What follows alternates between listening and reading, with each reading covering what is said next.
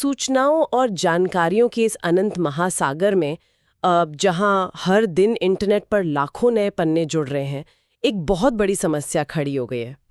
सही जानकारी ढूंढने की समस्या। बिल्कुल सही, सटीक और भरोसेमंद जानकारी ढूंढना अब किसी चुनौती से कम नहीं है। मतलब एक तरह से भूसे के ढेर में सुई ढूंढने जैसा हो गया है। एकदम सही कहा। कई बार किसी खास टॉपिक पर रिसर्च करने बैठो तो घंटों सिर्फ अलग अलग वेबसाइट्स खंगालने में ही निकल जाते हैं। और अंत में हाथ क्या लगता है? सिर्फ आधी अधूरी जानकारी। हाँ, तो आज के इस गहन अध्ययन में हम एक ऐसी ही विषय की गहराई में जाने वाले हैं जो इस पूरी चुनौती को जड़ से बदल रहा है। यह बहुत ही जरूरी चर्चा होने वाली है। बिल्कुल। आज की हमारी इस चर्चा का उद्देश्य सूचनाओं के इस विशाल अंबार से सबसे महत्वपूर्ण जानकारियों को निकालकर एक बहुत ही स्पष्ट और रोचक तरीके से समझना है। और आज जिस विषय पर हम बात कर रहे हैं वो भारत के शैक्षिक परिदृश्य में एक बहुत बड़ा गेम चेंजर साबित हो रहा है। सही कहा। आज का हमारा विषय है national digital library of India, जिसे आम बोलचाल में हम लोग NDLI भी कहते हैं। हाँ, NDLI। आज की हमारी ये पूरी चर्चा NDLI के आधिकारिक वेब पोर्टल और वहां मौजूद प्रमाणिक दस्तावेजों पर ही आधारित होगी। मतलब कोई हवाई बातें नहीं, सीधे स्रोत से जानकारी। एकदम। हमारा मुख्य मिशन ये समझना है कि कैसे ये मंच भारत में शिक्षा का लोकतंत्रीकरण यानी डेमोक्रेटाइजेशन कर रहा है, जो कि आज के समय की सबसे बड़ी जरूरत है। बिल्कुल है। ये केवल एक साधारण सर्च इंजन नहीं है, बल्कि ज्ञान का एक विशाल और एकीकृत भंडार है, एक सिंगल सोर्स नॉलेज रिपॉजिटरी। अक्सर जरूरत की सही जानकारी खोजने के लिए जो समय और ऊर्जा बर्बाद होती है, ये मंच उसे कैसे बचाता है, यही हमारा फोकस रहेगा। चलिए इसे थोड़ा विस्तार से समझते हैं। हाँ, बताइए। NDLI वास्तव में one library all of India के एक बहुत ही महत्वाकांक्षी विजन पर काम कर रहा है। One library all of India, ये विजन ही अपने आप में बहुत विशाल है। कुल नहीं, ये पूरे देश के लिए एकीकृत डिजिटल लर्निंग का एक बहुत बड़ा आंदोलन है। एक ऐसा आंदोलन जिसने पारंपरिक शिक्षा और जानकारी हासिल करने के तरीकों को पूरी तरह से नया आकार दे दिया है। जब भी कोई पुस्तकालय या लाइब्रेरी शब्द सुनता है तो दिमाग में सबसे पहली तस्वीर क्या आती है? धूल भरी किताबों से भरी अलमारियां। हाँ, और एक शांत कमरा। और एक लाइब्रेरियन जो हर बात पे श्श कहता रहता है। बिल्कुल। लेकिन NDLI ने इस पूरी अवधारणा को डिजिटल युग के एकदम अनुकूल बना दिया है। ये एक ऐसा सिंगल विंडो सॉल्यूशन है जो पढ़ाई लिखाई के तरीके में एक व्यापक बदलाव ला रहा है। एक ही जगह से दुनिया भर के सर्वश्रेष्ठ संसाधनों तक पहुंच बनाना सच में कोई छोटी बात नहीं है। ये भौगोलिक सीमाओं को तोड़कर सीखने की प्रक्रिया को बहुत आसान बना रहा है। लेकिन यहाँ एक आम सवाल ये भी उठ सकता है क्या? कि आज के समय में हमारे पास गूगल और विकिपीडिया जैसे बड़े सर्च इंजन पहले से मौजूद है। सही बात है। तो फिर कोई छात्र या शोधकर्ता उन्हें छोड़कर NDLI पर क्यों आएगा? इसमें ऐसा क्या खास है? इसके लिए हमें इसके पीछे के पैमाने और तकनीक को समझना होगा। ये बहुत जरूरी है। हाँ, क्योंकि ये कोई साधारण स्टार्टअप या छोटा मोटा प्रोजेक्ट तो है नहीं। बिल्कुल नहीं। इसे भारत सरकार के शिक्षा मंत्रालय द्वारा national mission on education through information and communication technology के तहत प्रायोजित किया गया है, जिसे हम शॉर्ट में NMEICT कहते हैं। हाँ, NMEICT। और सबसे दिलचस्प बात यह है कि इस इतने बड़े प्रोजेक्ट का विकास और रखरखाव भारतीय प्रौद्योगिकी संस्थान यानी IIT खड़गपुर द्वारा किया जाता है। और IIT खड़गपुर का नाम जुड़ने से ही इसकी गंभीरता का अंदाजा लग जाता है। बिल्कुल लग जाता है। भारत का एक प्रमुख संस्थान इसे संभाल रहा है। और एक बात, IIT खड़गपुर की सेंट्रल लाइब्रेरी ISO 901.2015 प्रमाणित है। जो कि एक बहुत बड़ा क्वालिटी मार्क है। हाँ, और इस पूरे प्रोजेक्ट के मुख्य अन्वेषक यानी प्रिंसिपल इन्वेस्टिगेटर डॉक्टर B सूत्रधार हैं। ये जानना इसलिए भी जरूरी है क्योंकि इससे पता चलता है कि इस मंच के पीछे देश के कुछ सबसे बेहतरीन तकनीकी दिमाग काम कर रहे हैं। एकदम सही। ये एक प्रमाणित, भरोसेमंद सिस्टम है, न कि कोई ऐसा सर्च इंजन जहां SEO या विज्ञापन के दम पर कोई भी अपनी जानकारी सबसे ऊपर दिखा दे। यहाँ जो बात सबसे आकर्षक है वो है इसके पीछे काम करने वाली फिल्टर्ड और फेडरेटेड सर्चिंग तकनीक। फिल्टर्ड और फेडरेटेड सर्चिंग, ये सुनने में थोड़ा तकनीकी लग सकता है, लेकिन इसे बहुत आसानी से समझा जा सकता है। फेडरेटेड सर्च को ऐसे समझें जैसे कोई एक बहुत बड़े शॉपिंग मॉल में गया हो। अच्छा। अब बजाय इसके कि वो इंसान हर एक दुकान में जाकर अपना सामान ढूंढे, एक स्मार्ट असिस्टेंट उसके लिए एक ही पल में पूरे मॉल की हर दुकान से उसकी जरूरत का सटीक सामान लाकर सामने रख दे। क्या बात है, ये उदाहरण तो एकदम सटीक है ना? यानी अलग अलग डेटाबेस में जाने की जरूरत ही नहीं है। बिल्कुल।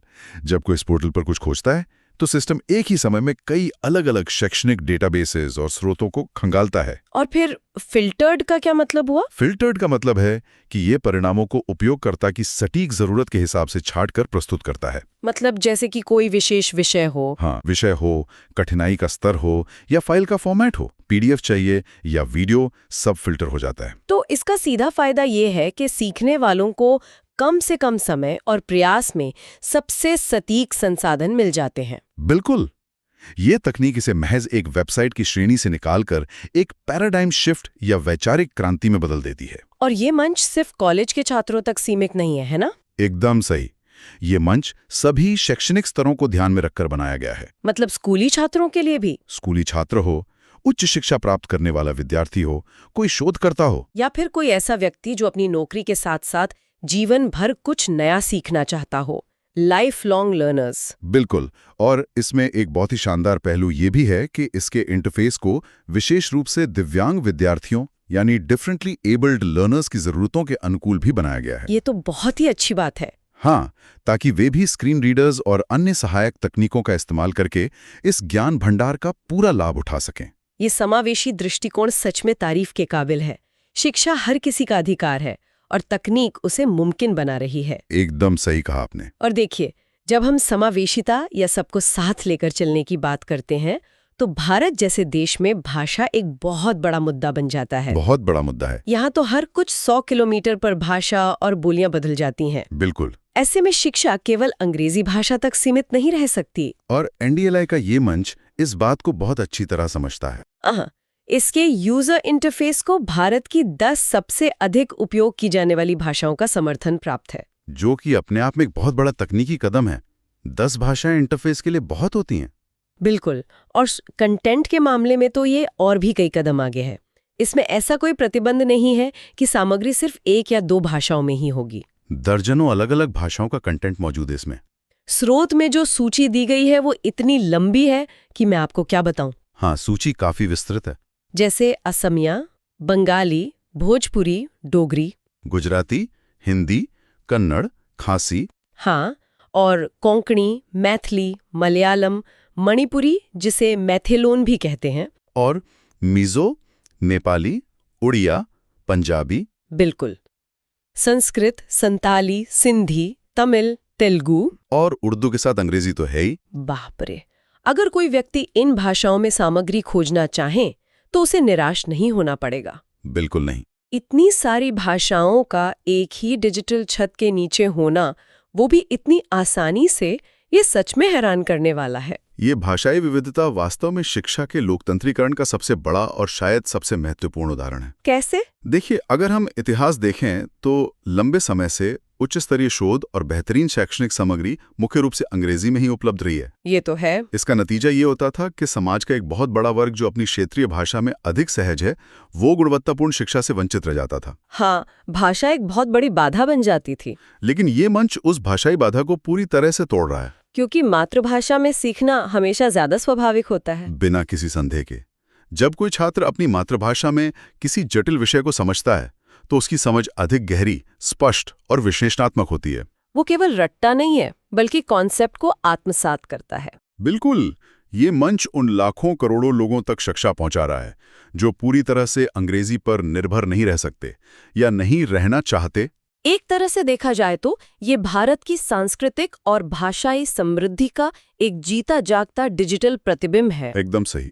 ज्ञान को भाषा की जंजीरों से मुक्त करने का यह प्रयास ही इसे सही मायनों में लर्निंग बियॉन्ड बाउंड्रीज बनाता है। हाँ, सीमाओं से परे शिक्षा। और ज्ञान की इन असीमित सीमाओं की बात करते हुए यहाँ बात सच में बहुत दिलचस्प हो जाती है। अच्छा। हाँ, जब भी किसी लाइब्रेरी का जिक्र होता है तो आम तौर पर दिमाग में स्कूल या कॉलेज की पाठ्य पुस्तकें ही आती हैं। हाँ, या फिर पिछले साल के प्रश्न पत्र या भारी भरकम संदर्भ पुस्तकें। बिल्कुल। बेशक NDRLI में स्कूल एजुकेशन के तहत विभिन्न बोर्ड, शैक्षिक स्तर और विषयों की भरपूर सामग्री उपलब्ध है। और हायर एजुकेशन और रिसर्च के लिए भी जर्नल और लेख मौजूद हैं। हाँ, लेकिन इस मंच में कुछ ऐसे संसाधनों का भी खजाना छुपा है जिसकी आमतौर पर किसी डिजिटल लाइब्रेरी से उम्मीद नहीं की जाती। आप सांस्कृतिक और ऐतिहासिक दस्तावेजों की बात कर रही हैं। बिल्कुल। इसमें सांस्कृतिक अभिलेखागार यानी कल्चरल आर्काइव्स हैं।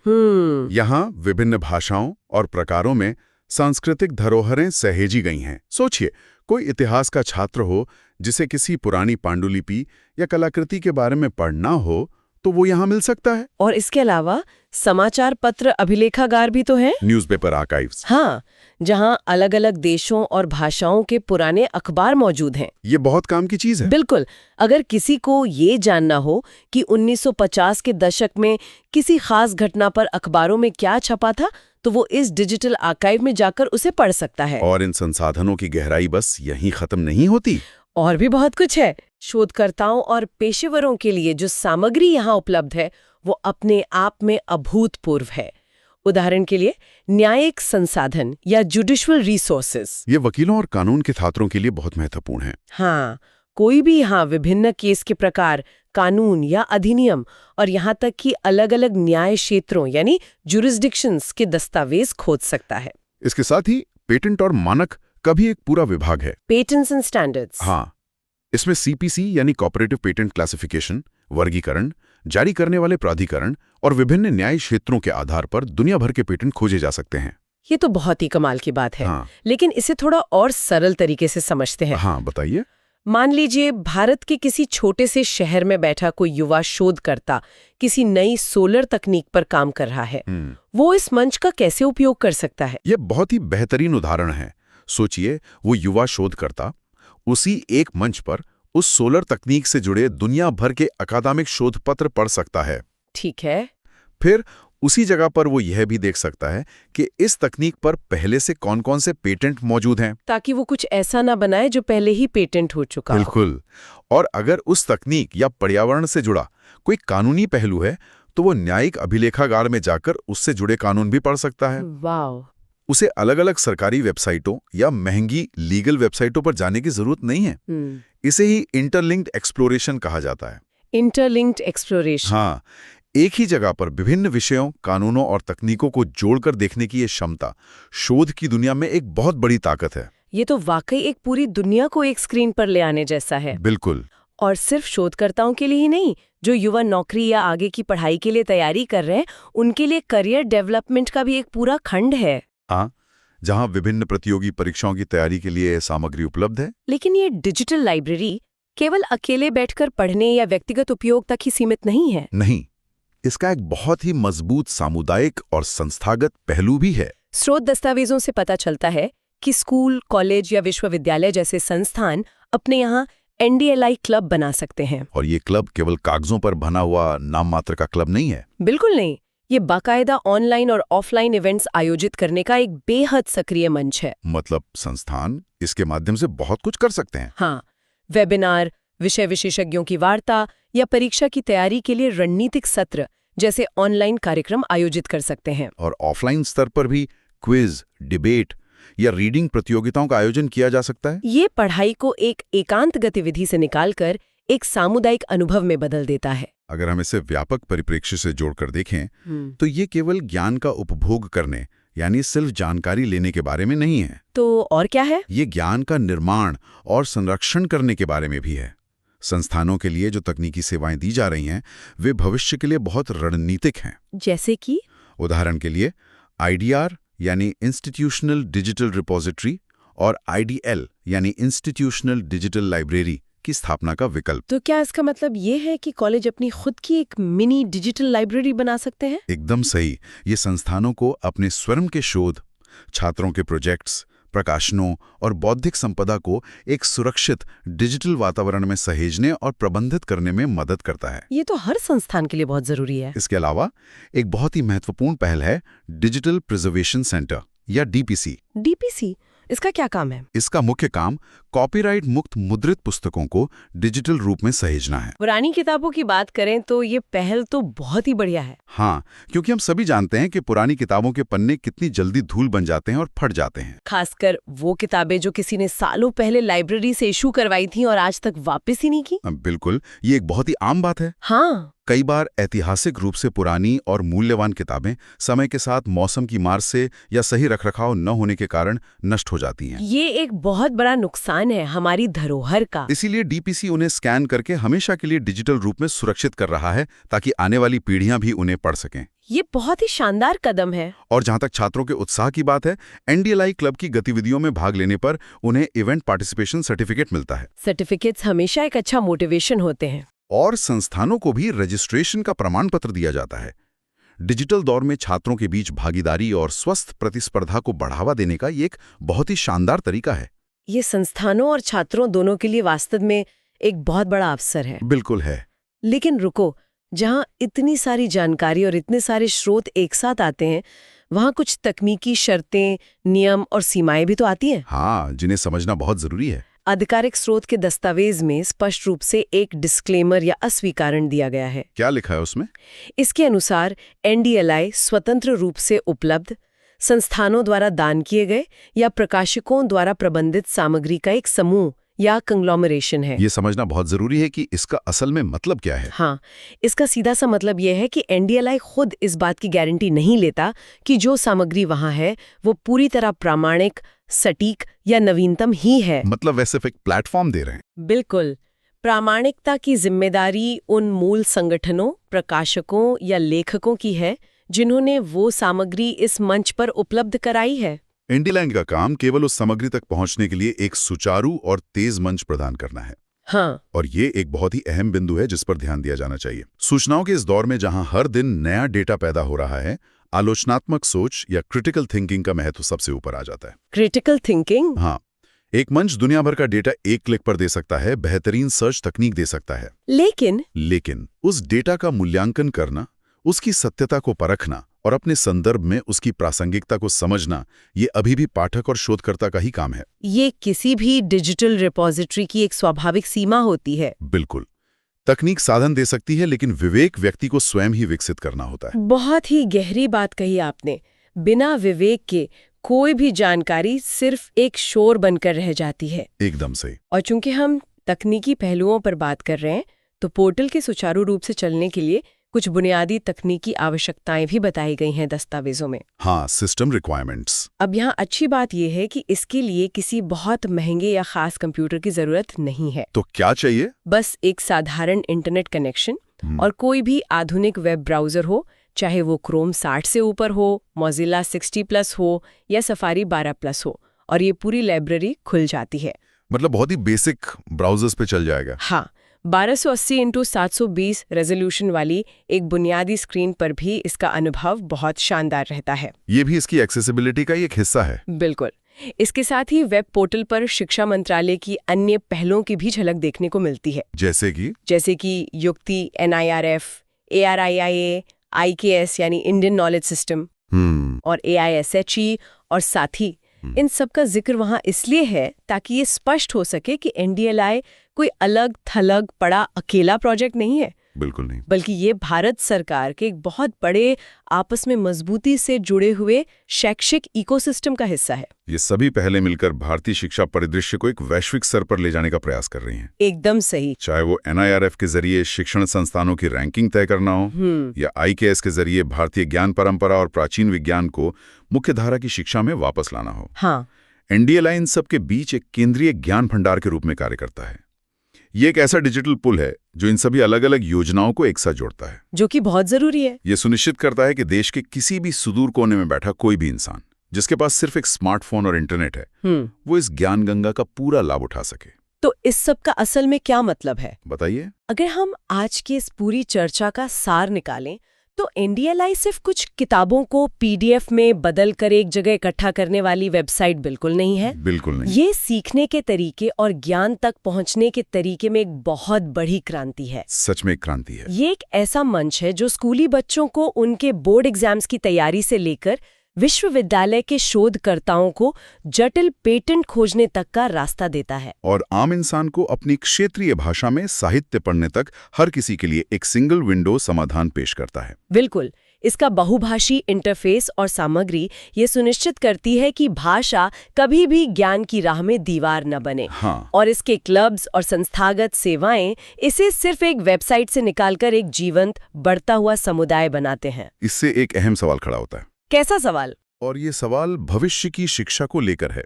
जब दुनिया भर की सर्वश्रेष्ठ प्रथाओं, अनगिनत भाषाओं का साहित्य और हर तरह के अकादमिक और सांस्कृतिक संसाधनों का खजाना हमारी उंगलियों पर मौजूद है, वो भी बिना किसी शुल्क के 24 घंटे उपलब्ध है, तो भविष्य में पारंपरिक भौतिक पुस्तकालयों और शिक्षण संस्थानों की असल भूमिका क्या रह जाएगी?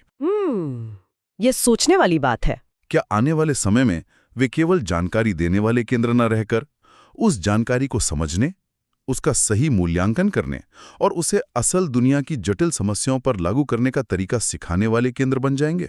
ये बहुत ही वैलिड पॉइंट है। क्योंकि ज्ञान तो अब डिजिटल रूप में सर्वव्यापी है। शायद अब हमारे सामने असली चुनौती ज्ञान तक पहुंचने की नहीं है, बल्कि उस असीमित ज्ञान के सही और विवेकपूर्ण उपयोग की है। बिल्कुल। ये वाकई एक बहुत ही गहरा और विचारोत्तेजक सवाल है। इस सवाल ने शिक्षा के भविष्य और हमारे पारंपरिक ढांचे की प्रासंगिकता पर सोचने के लिए एक बिल्कुल नया नजरिया दिया है। हाँ। जानकारी पाना अब कोई संघर्ष नहीं है, बल्कि उस जानकारी में से सच और काम की बात निकालना ही असली कौशल है। सही बात है। हम चाहेंगे कि इस चर्चा को सुनने वाले लोग भी इस सवाल पर स्वयं थोड़ा मंथन करें और सोचें कि डिजिटल युग में सीखने का असली अर्थ उनके लिए कैसे बदल रहा है। बिल्कुल। आज के इस गहन अध्ययन में हमारे साथ जुड़ने के लिए बहुत बहुत धन्यवाद। धन्यवाद। हम उम्मीद करते हैं कि एनडीएलआई की इस गहराई से की गई पड़ताल ने कुछ नई और काम की जानकारी दी होगी। ज्ञान की इस यात्रा में हमारे साथ ऐसे ही बने रहें, क्योंकि सीखने और खोजने के लिए अभी बहुत कुछ बाकी है।